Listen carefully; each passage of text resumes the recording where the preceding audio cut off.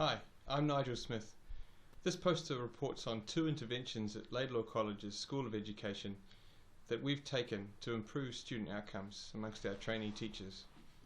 The first was a use of Google Documents outside my comfort zone, but I wanted to try and demonstrate and model the use of technology to integrate collaborative learning in one-to-one device-based classes.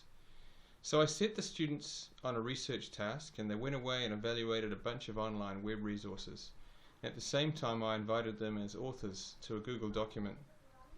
They then came back and live reported and summarized their findings, and I had that Google document projected up onto the screen.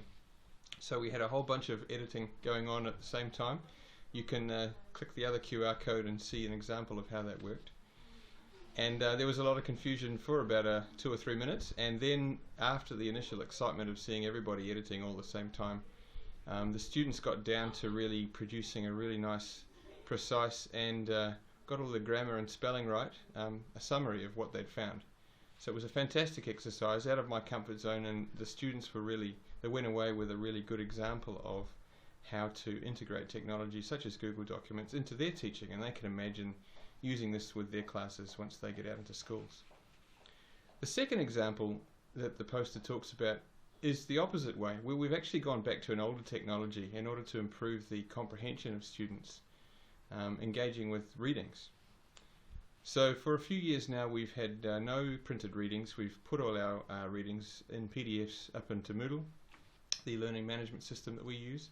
And we've expected students to print that if they want themselves, or to just access it online. But there's been a small and steady flow of research that's demonstrated the positive effects of paper-based long text resources in terms of comprehension and accuracy of recollection by students. And so we wanted to explore whether our students would benefit from this. We made books of readings available to students, and the uptake was phenomenal. Almost all the students this year have opted to purchase a printed book of readings, and I use these as a stimulus, a portion of a flipped kind of classroom model where they go away and read those and then come to class the next day and we engage with those verbally. They also engage in online forums in relation to those readings. What has been most striking was the positive responses, and you'll see on the poster a range of collections of positive responses to the use of printed books of readings. So that's a brief summary of what the poster is about. Have a read of the research context and the key comments there, and please contact me at nsmith@laidlaw.ac.nz if you've got any questions or you want to start up a collegial conversation. I'd certainly welcome it. Thanks.